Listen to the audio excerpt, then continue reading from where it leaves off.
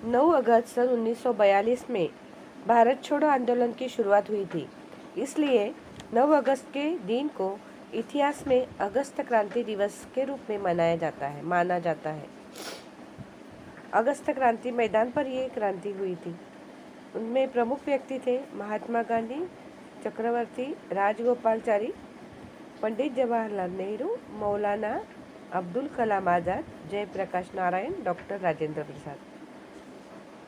द्वितीय विश्व युद्ध में समर्थन लेने के बावजूद जब अंग्रेज भारत को स्वतंत्र करने को तैयार नहीं हुए, तो राष्ट्रपिता महात्मा गांधी ने भारत को छोड़ो आंदोलन के रूप में आज़ादी की अंतिम जंग का ऐलान कर दिया, जिससे ब्रिटानिया हुकूमत में दहशत फैल गई।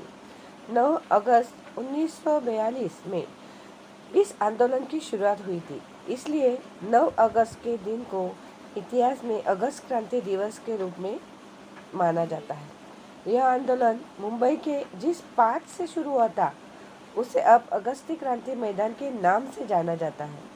भारतीय राष्ट्रीय कांग्रेस ने अंग्रेजों को देश से भगाने के लिए 4 जुलाई सन 1942 को एक प्रस्ताव प्रस्तुत किया था, जिसमें कहा गया था कि यदि अंग्रेज भारत नहीं छोड़ते हैं तो उनके खिलाफ व्यापक स्तर पर नागरिक अवज्ञा आंदोलन शुरू करेंगे। 8 अगस्त का दिन भारतीय इतिहास में आज़ादी की अंतिम लड़ाई के शंखनाद के रूप में याद किया जाता है।